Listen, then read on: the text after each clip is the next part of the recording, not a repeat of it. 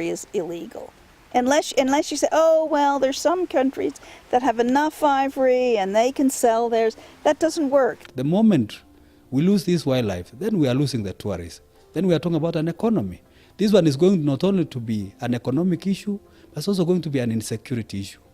Apart from this, there needs to be adequate legislation in place with strong deterrent sentences to address the crime.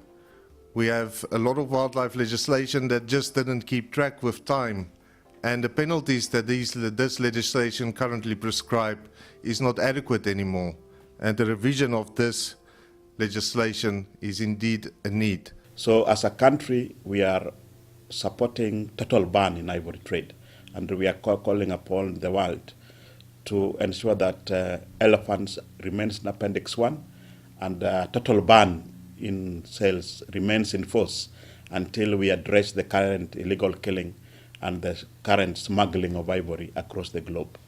You know, nobody's going to be out poaching elephants for meat in these areas. They're only poaching them for ivory.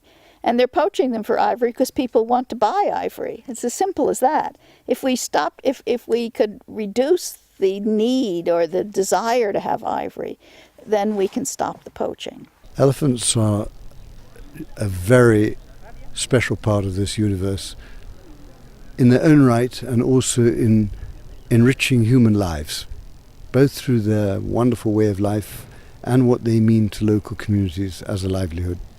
It's not only the elephants, we have other animals, the buffaloes, the lions, the cheetah and the leopard.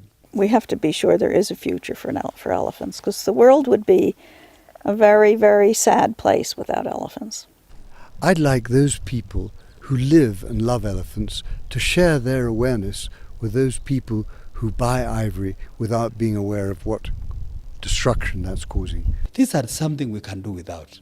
It is not a necessity. It is something that the world should come together, because it's an heritage. To replace it is very difficult. The future generations will blame us for the extinction of the elephant. This is a very rare animal, so it has to be reserved. It has to be protected for the future generation.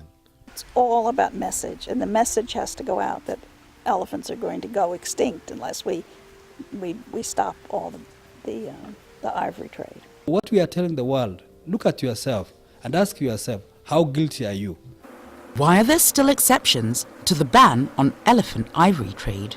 Will we stand by and watch as ivory poachers kill the remaining elephants?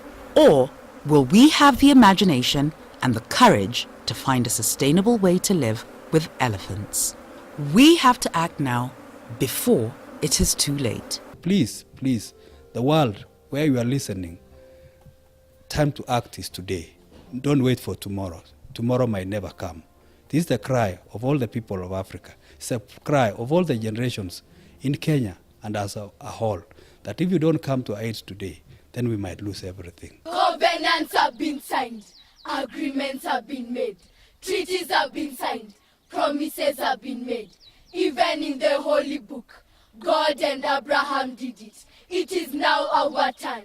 We in the wilderness and you civilized humans to sign a memorandum of understanding. Think of the animals you have poached for the love of ivory and skin, and submit to for your stew.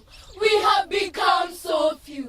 Help us tell them how we feel when our kind they come and kill, and all our land they want to till. We surely need an agreement. Let us sign a memorandum of understanding. Africa must speak up and say no to the ivory trade and tell the recipient countries that enough is enough. It's a shame.